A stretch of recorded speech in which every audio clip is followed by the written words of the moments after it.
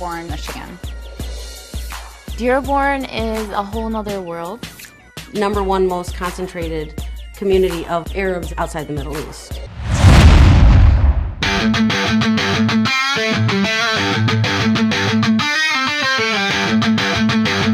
Ooh, catnip.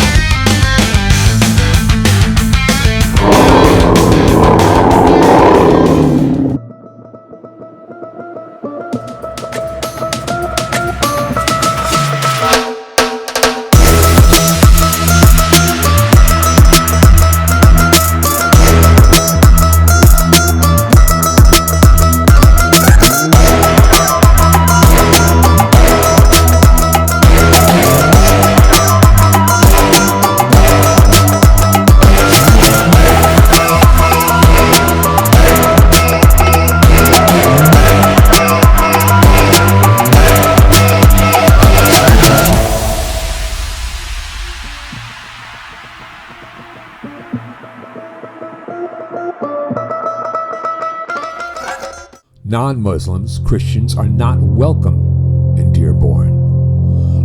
Hezbollah, bombed the embassy in Beirut, and including many Americans. So I just feel it's quite inappropriate. You are an Islamophobe, and although you live here, I want you to know as mayor, you are not welcome here. And the day you move out of the city will be the day that I launch a parade celebrating the fact that you moved out of the city, because you are not somebody who believes in coexistence. Dearborn Christians, non-Muslims, are subjected to the call to prayer 5 times daily. But the mosques in East Dearborn are now at times waking us up at 5:30 in the morning with the call to prayer. This is Dearborn resident Andrea Unger at last night's City Council meeting stating that mosques using outdoor loudspeakers for their call to prayer should not be allowed, and says she believes it's not supposed to be allowed per city ordinance. All Dearborn citizens are subjected to the call to prayer 5 times a day, including the non-Muslim residents.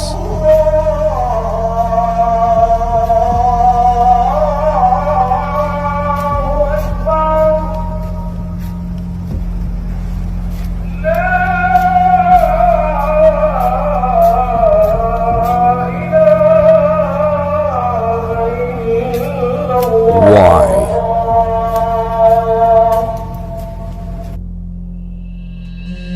Thousands of Muslim men dressed in black, moving in formation, no American flags anywhere.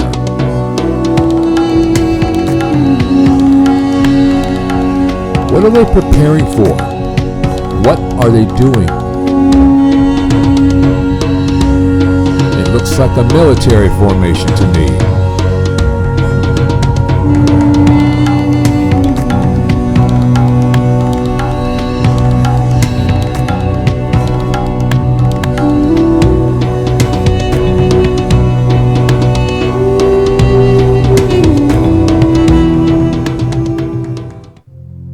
I would ask you to like, subscribe, share, follow. I need your help. Help me.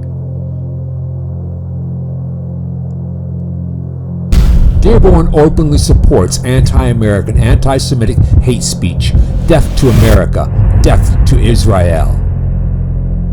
We've been asked in the past, why are our protests on the International Day of Quds, why are they so anti-America? Why don't we just focus more on Israel and not talk so much about America? Gaza has shown the entire world why these protests are so anti-America. Because it's the United States government that provides the funds for all of the atrocities that we just heard about. And this is why Imam Khomeini, who declared the International Day of Quds, this is why he would say to pour all of your chants and all of your shouts upon the head of America. الموت لأمريكا! الموت لأمريكا! الموت لأمريكا! Malcolm X said, and I quote, We live in one of the rottenest countries that has ever existed on this earth. It's not Genocide Joe that has to go. It's the entire system that has to go. Any system that would allow such atrocities and such devilry to happen and would support it, such a system does not deserve to exist on God's earth. And so when these fools ask us if Israel has the right to exist, the chant "Death to Israel" has become the most logical chant shouted across the world today. Israel! Israel! Yes, and the little piggy teaching his children to hate. They can grow to hate just like their father.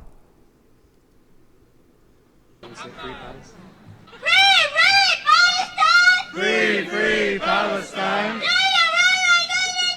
From the river to the sea, Palestine will be free. Great job, Dad. Muslim Islamists are in control of Dearborn. They exert their power and authority. Islam is their only guide. They will not stop. This is occupied Dearborn.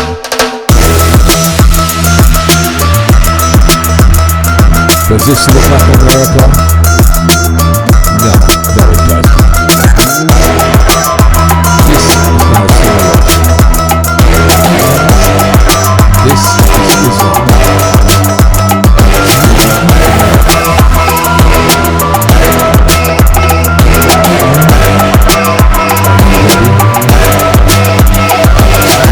Let's save Dearborn. Let's save America.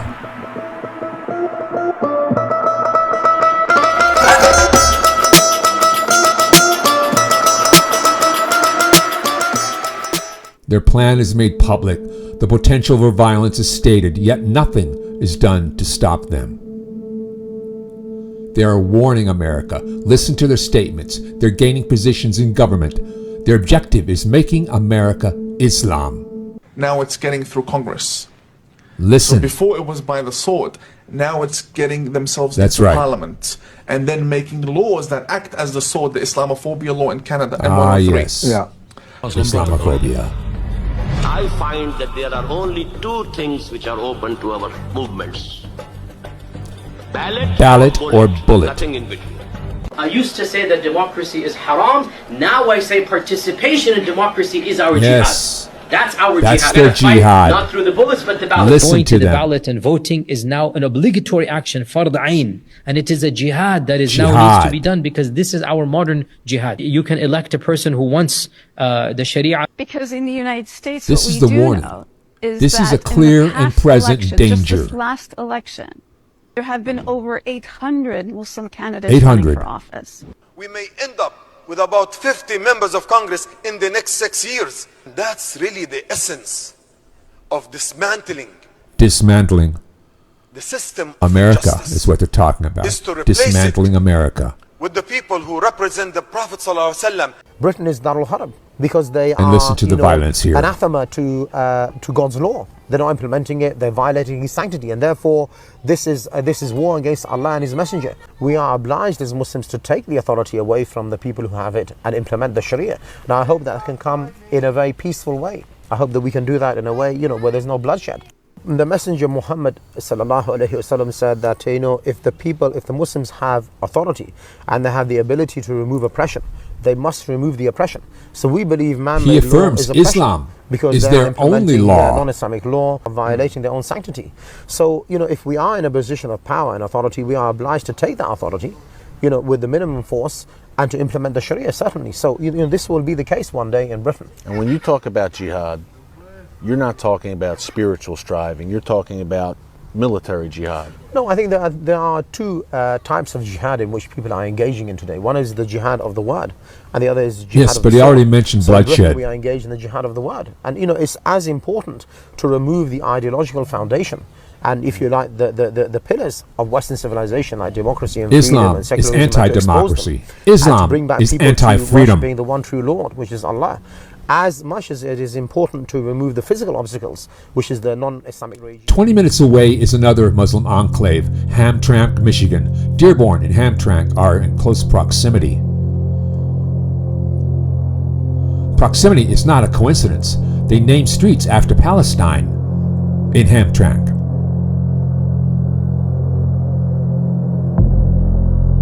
Here is the city council. It's Muslim. They approve animal sacrifice, by the way, for religious purposes. Regardless of religion, this is obscene. This is not the 14th century.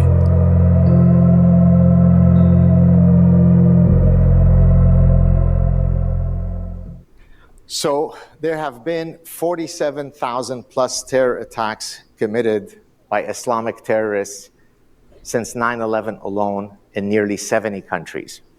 The terrorists who've committed the 47,000 terror attacks tell you exactly why they've committed it. And they justify it via their canonical material in their holy books. Yes?